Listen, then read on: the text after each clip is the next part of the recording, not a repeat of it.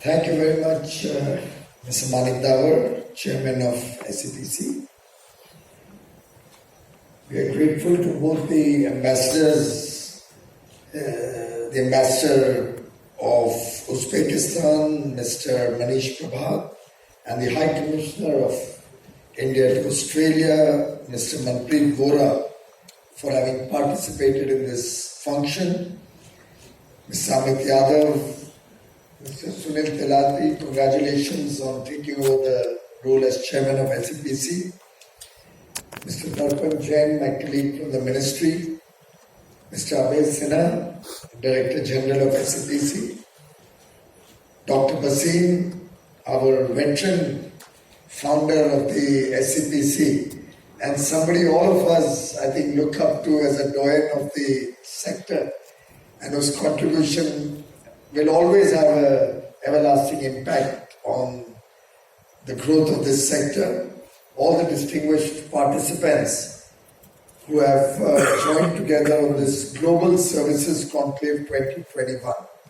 Congratulations, Manik, for putting this together and for getting such illustrious participants to present different opportunities on healthcare, on education. We just heard Mr. Sharma talking about design and engineering services. I believe there was a conversation on the entertainment side earlier in the day. So truly, good opportunities for India, a good future portends this sector. And therefore, I'm really delighted to be able to join all of you this morning to discuss ideas around the theme of Indian services, exploring potential growth sectors beyond the ITES sector. Of course, Manik rightly said I'm not very delighted at this 7% growth that somebody called phenomenal in that video presentation. But Manik bhai, I'm not even happy about a 15% growth for that matter.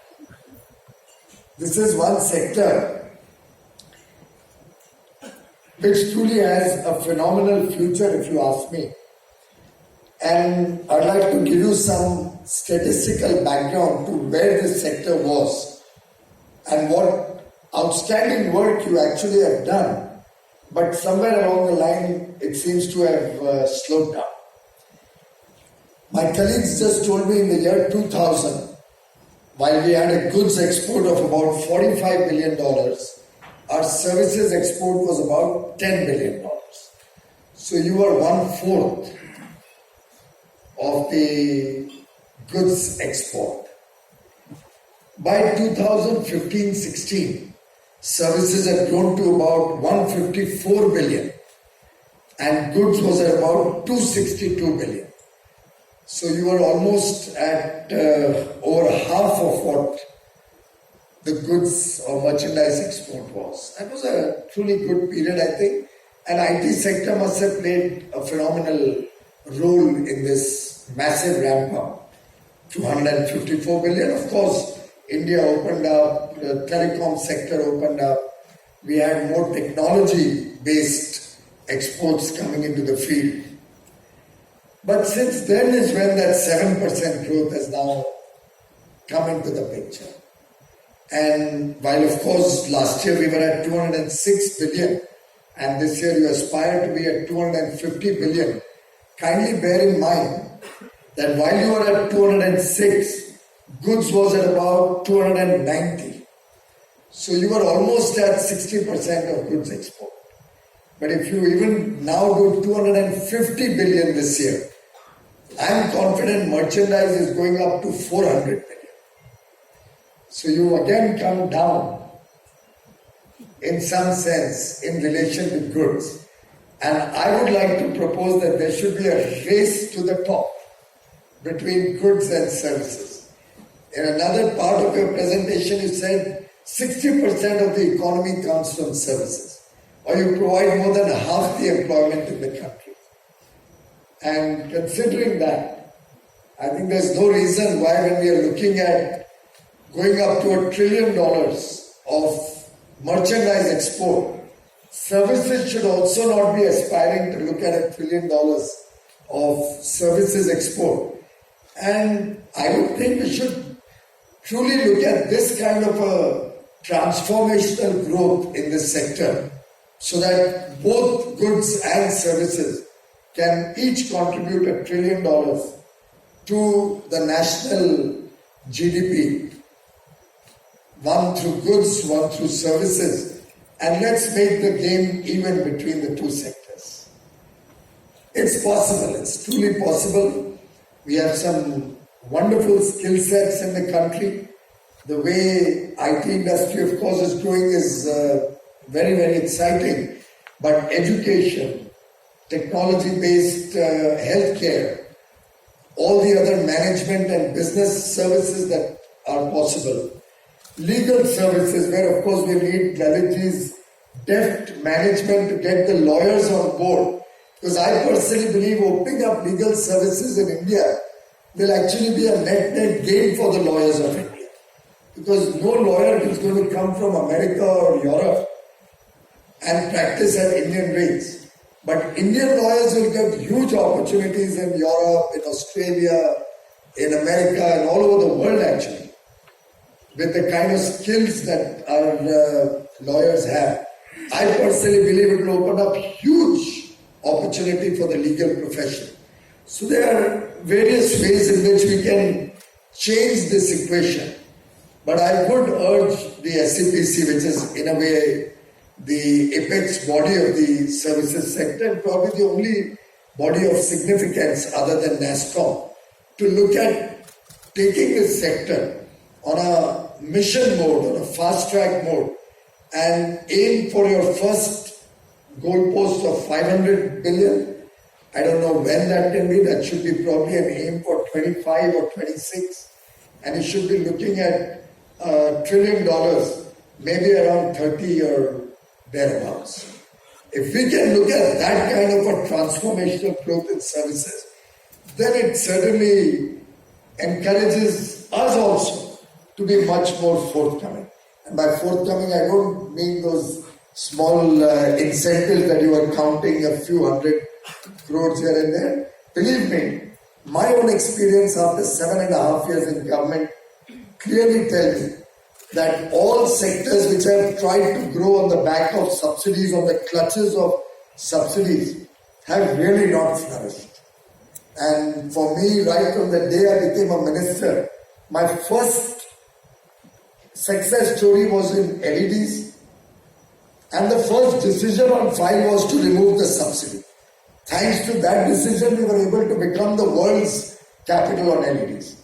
Today, the world acknowledges India's contribution to the revolution in energy efficient lighting, where thanks to India and the volumes that we gave, the scale at which we rolled out that program, with private sector initiative, no government involvement beyond the initial support of marketing it through the distribution companies, without the subsidy of course. We've been able to bring down the price by 85%. And the world has benefited because of India's huge LED program. And the same goes for solar energy, the same goes for wind power, all the renewable energy sectors. The world is benefiting from India's large foray in these sectors. Similarly, if in services, every time we meet, we are going to be struggling about your SEIS and those two sectors who got it or didn't get it, believe me, your focus is going to get diverted to very, very unproductive issues. And I seriously recommend to Mr. Sunil Talati that let's let bygones be bygones. Focus on the future. You ask us for support from 180 missions all over the world. You ask us for support in terms of faster, maybe clearances, maybe better exchange rates for your exporters. Tell us how we can become a facilitator rather than trying to look at those small nuggets which will hardly get us ahead. And I have been talking to different sectors in the services sphere. I don't think anybody is looking for those incentives also. It's probably more industry association agenda than an industry agenda. And I'm a chartered accountant myself. If I can't give my services internationally at competitive prices and my quality is not good enough, then I better not export. That 2, 3, 5% little bit of a subsidy should not be the reason why my services are accepted in the rest of the world. And I'm sure the same would go for our lawyers, the same would go for our healthcare professionals. If we do believe that hospitals in India can do a phenomenal job to promote medical tourism, to promote people to come to India for the Q1 service that Mr. Sharma was talking about, not the L1 service, then truly they are not going to come here more because you'll give the doctor or the hospital 3 or 5% SEIS. By the way, I checked with many doctors. They never got that SEIS in any case. It went to the hospital. So, to my mind, I suggest that let's look at capturing the world, engaging with the world on the strength of our capabilities, on our comparative and competitive strengths. And it's possible, and I say this to all the goods manufacturers also, it's possible that 1 or 2 sectors we won't be competitive. So we won't export. It's not going to be the end of the world or the end of India's export story on services. Even in the goods industry or the merchandise trade, you will observe that all the incentive part is all gone now. It's finished. All that they get is a reimbursement of any unremitted taxes or levies or duties as determined by the Pillay Committee. Now, if we were to do that for the services sector, believe me, we would get down to trying to work out the power bill of an IT company, and within that, the 8% electricity duty. You will look at rates like 0.1% and 0.2%. Is that what paperwork, what you are looking to do? To get those minor things?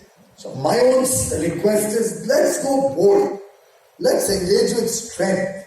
Let's look at the world as a market, as an opportunity, as a place where on the strength of our Indian acumen, Indian skill, Indian training, Indian ingenuity, Indian entrepreneurial ability, we'll be able to capture the world. We are today probably the 7th largest services exporter, and we've gone up 2 notches in the last few years, 2 or 3 years.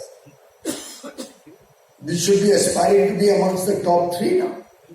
And it's truly, truly possible because we have those skills, and you provide employment, you contribute to our foreign exchange earnings, significantly making up for the trade deficit that we will have or may continue to have for some more time, till our Indian domestic manufacturing builds up scale, builds up quality. Your surpluses will always be valuable, and every country has certain strengths. India's strengths are in our services. So why should we not be capturing that strength area and looking to leverage it for faster growth, greater employment, better earnings for all our service sector players? FDI is coming into the services sector in a big way also. And all of this put together demonstrates that we have a competitive advantage. Our startups are doing extremely well. We should be looking at seeing how our startups can go outside and serve the rest of the world.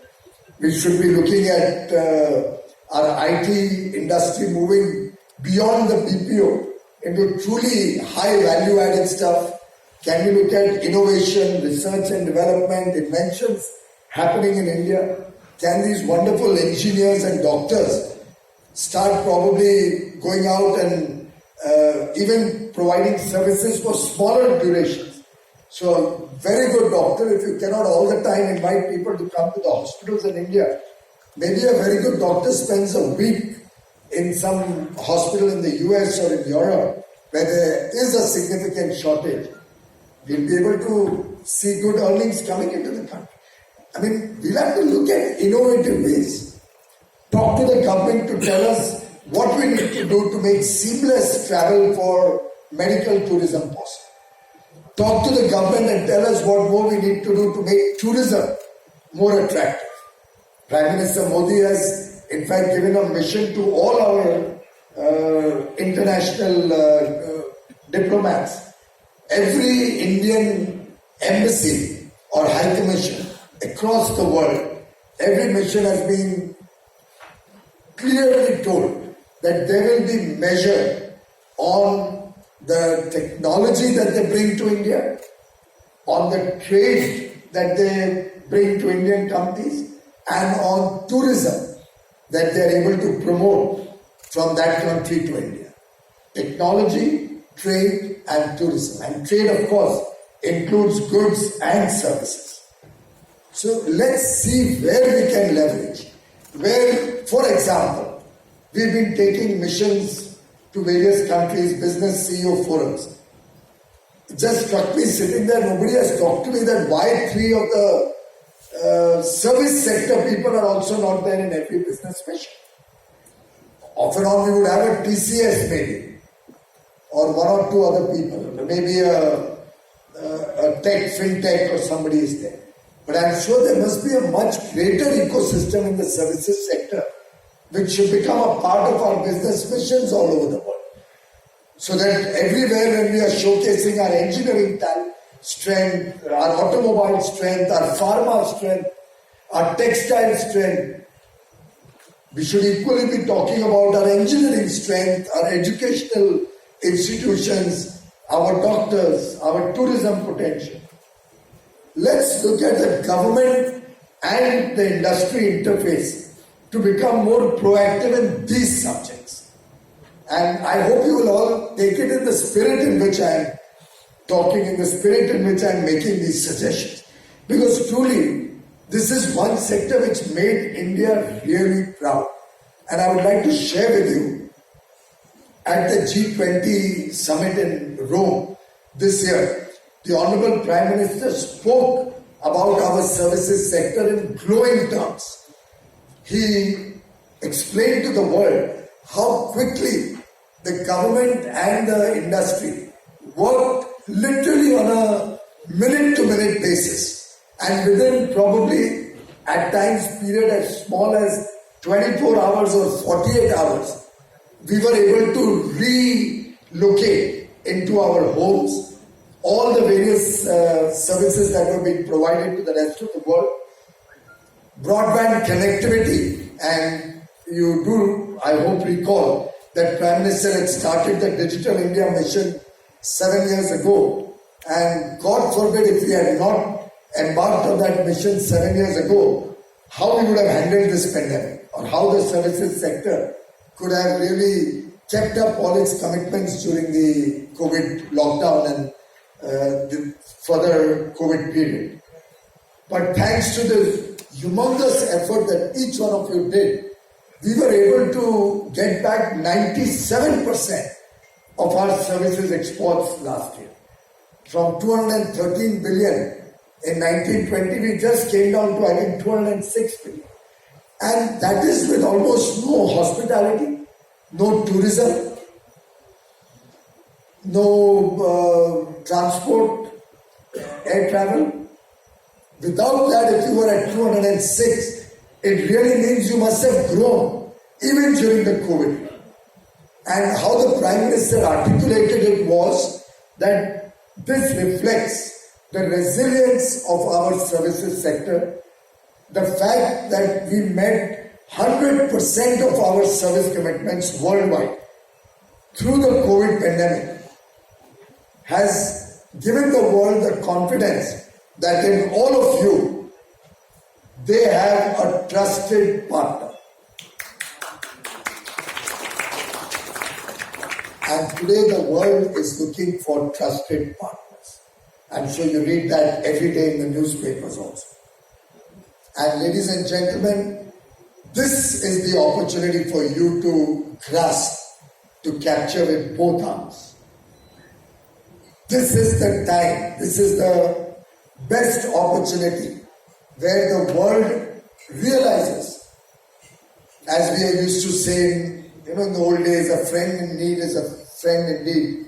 This is truly something which you have shown to the world, that India's services sector is somebody you can trust to deliver in the most adverse circumstances, and nothing could have been more adverse than the COVID pandemic, a once in a century pandemic of this dimension. So truly, I would like to compliment all of you for the fact that today the world looks up to you. You have to take this fantastic trust that you have earned from the rest of the world and take this industry to the very next level. I do appreciate certain sectors have gone through a bad time. Tourism, hospitality, travel has suffered during this period. But my own sense is, I'm told travel has almost, domestic travel has come back to normal. India is now, by another couple of months, will be a fully vaccinated country, as and when the second dose becomes due for the rest of the people. And now we have a situation where we have over 100 million vaccines at the States. And we would urge all of you to literally make sure every neighbor, every friend, every relative, every co-worker in your businesses is vaccinated. Government has given 100% free vaccine, both doses, to every adult in the country. And this last little leg will require support from all of you. We have now started a program, Har Ghar Dastak, where we'll be actually going to every home to get people to come out and get vaccinated, all of those who are still left behind. So I would urge all of you to support us in that effort also. And given the massive effort put in vaccine development, we would probably have 5 or 6 vaccines very soon, made in India. And the next year's target is to make 500 crore vaccines in India. 500 crore.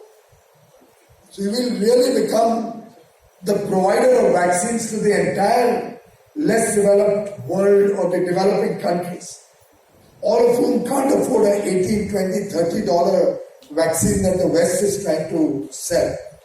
We have the most affordable, very high quality, efficacious vaccines developed in India, something that as an Indian, I think each one of us can be proud of.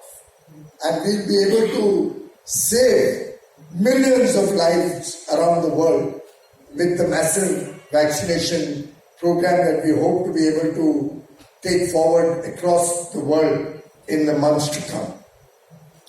Ladies and gentlemen, even on tourism, the kind of revenge tourism that we've seen after every wave of COVID gives me the confidence to suggest that that is another sector which is going to bounce back, and how. And I would urge all those who are associated with the tourism industry to really start preparing themselves.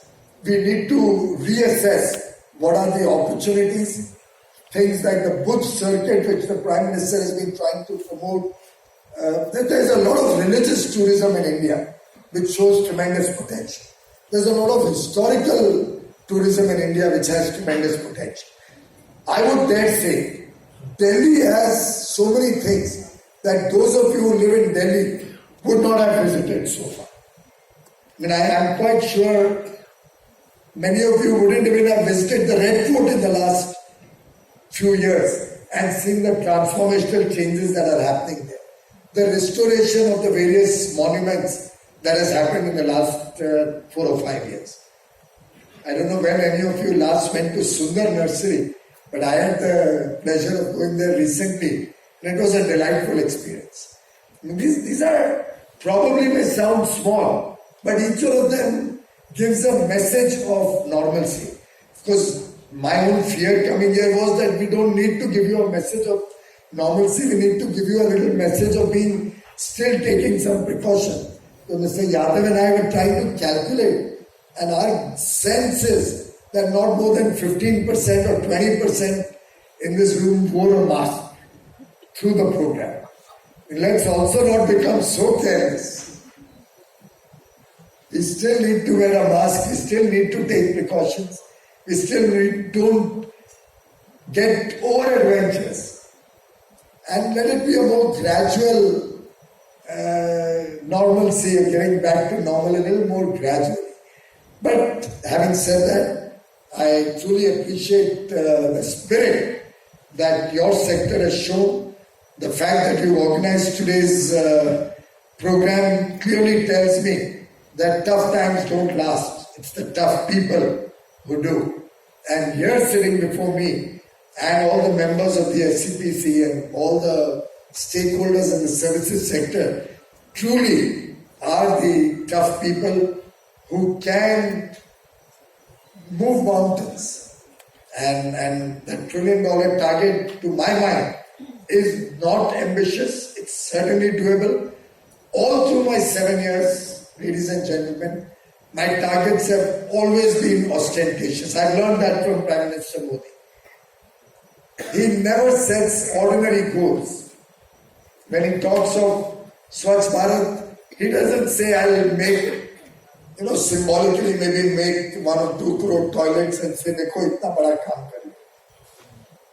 It took the nation 70 years to build maybe 10 or 12 crore toilets. It took Prime Minister Modi 5 years to make 12 crore toilets and make sure that every woman in this country can live a life of dignity. Our mothers, our sisters, our daughters. When we were looking at trying to give healthcare to the poor and the lower middle class, he didn't look at a symbolic messaging to give a few crore people. 50 crore people getting free healthcare through one program. When he looked at giving support to the farmers, he didn't say we'll, pick and choose and decide थोड़े जगहों पे या BJP की सरकार चाहे वहाँ पे दे देंगे कुछ farmers को benefit. He gave over 10 crore farmers all over the country a recognition, a support to help them in their work, particularly very, very useful for the small farmers. Why I'm only saying this is India's time to be really transformational in our goal setting. Let's not look at small goals. We, of course, most of us have the privilege of electricity in our home, cooking gas in our home. We all have the benefit of clean drinking water coming in through a tap to our homes. We take all of this for granted. But look back at your own beginnings, maybe 1 or 2 generations behind, and you'll realize where a large part of India resides. And that's that section of India for whom maybe money, that SEIS that you are foregoing, will help to give them a better quality of life. Because after all, when we embark on Jal Jeevan Mission, so that every citizen of this country, every home can get tap water through a tap connection, Nal Se Jal. It's going to cost obviously lakhs of crores of rupees. All of these initiatives will help India develop as a country, not only a section of India, have a better quality of life. And I think I'm quite sure each one of you in this room will agree that we have to take the entire country forward with us. And your contribution in that is truly very, very noteworthy, remarkable. I think the services sector, PMI currently is at an all-time high of 58.4, I believe, last month. It's a phenomenal, positive momentum that your industry has. We are now transiting from an assembly industry to a knowledge-based sector as the services sector. And clearly, people are now moving from why India to why not India. We want India. We want India to serve.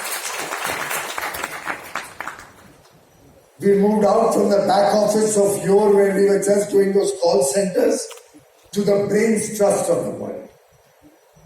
I had a very senior American politician meet me very recently, and he said that, look, we look upon India as the only possible counter to some non-market economies who are very rapidly moving into the STEM space. So Americans today are not taking STEM education. Probably 500,000 Americans only going for STEM education.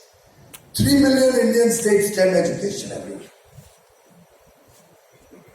So it's time that we use this strength to really go forward, to take this sector on a mission mode into the next level, catapult the services sector to a very, very high growth trajectory in all these sectors: education, agri-tech, fintech, medical services. All of these provide huge potential, huge employment opportunities, huge income opportunities.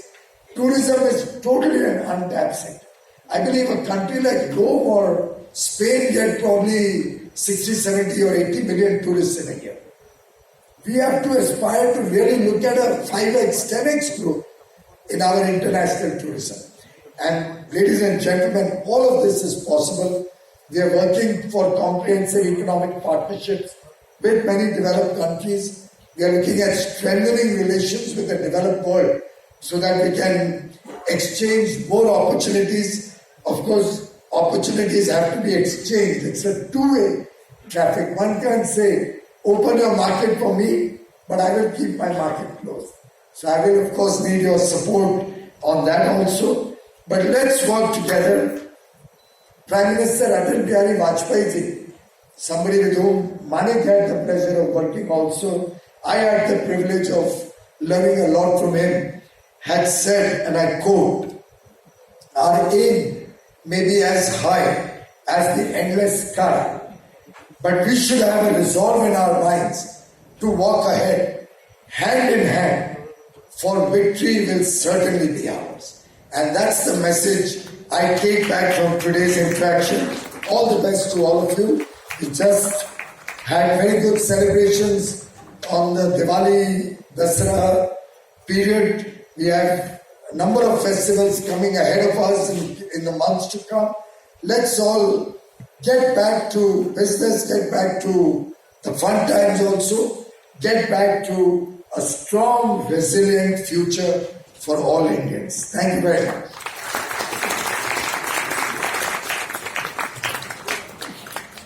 Thank you so much, Honorable Minister, sir, for sharing your thoughts and encouragement. I now request our Vice Chairman, soon to be Chairman, SEPC, Mr. Sunil Talati ji, Designated Partner of Talati and Talati LLP Financial Services, to kindly deliver the concluding remarks and vote of thanks. Honorable Minister, CA Piyush Goyal ji, Mr. Chairman, other distinguished guests on the dais, ladies and gentlemen. As we all know, Honorable Prime Minister, after his visit from G20 of 5 days, immediately went to the border and thereafter went to the Kedarnath, working almost 18 to 20 hours a day.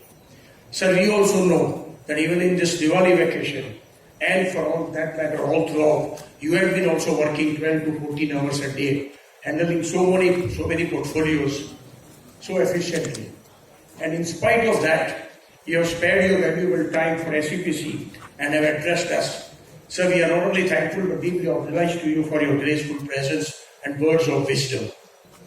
Sir, you are very right and you are very correctly and I would say bluntly mentioned that gone are the days that all exporters look on SEIS. Those days are gone that yes, we are doing export only to get benefit from the financial reward from the government. Each exporter has to be now self-sufficient, manage his affairs in such a way that they feel happy that he is doing export. Sir, with regard to the very important aspects that we are all now celebrating Azadi Ka Amrit Mahotsav, with your this word of wisdom of not depending on SEI's reward and financial benefits, I would say I would want SEPC Ka Super Mahotsav during my tenure. Let this 2 years tenure of Super Mahotsav of SEPC convey to all service exporters that yes, we are not banking upon the government for financial reward, but there are so many other things that government is doing. And therefore it is very important that yes, if we do that, we will be able to reach our target of 1 trillion service export by 2030. So there are issues from maritime industries, environment industries and others for which we will be making appropriate presentation to you. Sir, you have been very kind to your dear friend from Mumbai, our past chairman now, Manik Dawar, and give appointment as and when required. Sir, being a professional colleague, I humbly request you, as and when I come to you for SEPC, for any matter of services, kindly give your valuable time, suggestion and guidance so that SEPC reaches its heights. Sir, I can also assure you that in Dubai Expo, we have seen 1.5 million footfalls and 20 million footfalls. And 2 lakh footfalls. 200. Sir, oh, great. But sir, why I'm mentioning that SEPC has already done the MRA with Institute of Chartered of India, and we are aiming to see that yes, not many chartered accountants and other professionals visit Dubai Expo and increase the export on accounting and auditing services, and that will be a great boost to SEPC. But sir, in spite of your so many assurances, as it has been said, you have been, and the ministry has always been helpful to us, but ye dil mage more. When the August presence is there, it is always desired that yes, SEPC should ask something or expect something from the Honorable Minister. And let me tell you, sir, last week in Uttar Pradesh, Honorable Yogi, when called the meeting, the first item on the agenda of his importance to UP development was increase in export services. Knowing the difficulties of merchandise export and industrial production, he emphasized a lot to see how service exports are increased maximum from Lucknow and UP. So our endeavor at SEPC would be the next 2 years to see open various centers at various states of SEPC so that the SEPC gets recognition not only in different states, but state ministers will also give incentives. Sir, I would urge upon you that wherever your ministries are there in various states, please encourage them to see that they are giving appropriate incentive for increasing the export. SEPC will have all these centers all during next 2 years, and will strive to see that yes, the target that your honor have achieved or have estimated is achieved by us. So lastly, I will put it this way.